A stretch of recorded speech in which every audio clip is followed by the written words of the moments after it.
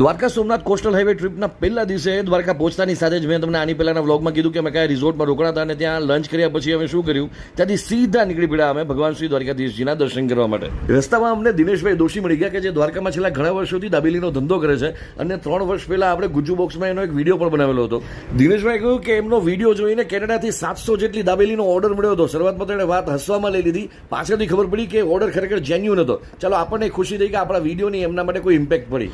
હવે એમની સાથે વાત કરતા કરતા રાજાધિરાજ શ્રી દ્વારકાધીશજીના ધ્વજા ઉપર મારું પાછી નજર ગઈ અને ખબર પડી કે પહેલા તો આપણે દર્શન કરવાના છે, અહીંયા વાતોના વાળા પછી કરશું. એટલે સીધા ભાગ્યા મંદિરની બરોબર સામે અહીંયા એક સજ્જન અનિલભાઈની દુકાનેથી ભગવાનનો થોડો પ્રસાદ લીધો. ભગવાનને આમ તો પ્રસાદની અંદર મઠડી, હલવો, કાજુ, મીઠા મોરા, મમરા ઘણી બધી વસ્તુ ધરવામાં આવતી હોય છે, પણ અમે સાથે એક મીઠો રોટલો પણ લીધો. જેમ નાથદ્વારામાં ભગવાન શ્રીનાથજી બાબાને ઠોર ધરવામાં આવે છે, અહીંયા આ પ્રકારનો મીઠો રોટલો ધરવામાં આવે છે. તો પ્રસાદ લઈ ભગવાન શ્રી દ્વારકાધીશજીના દર્શન કર્યા અને પછી બજારમાં લટાર.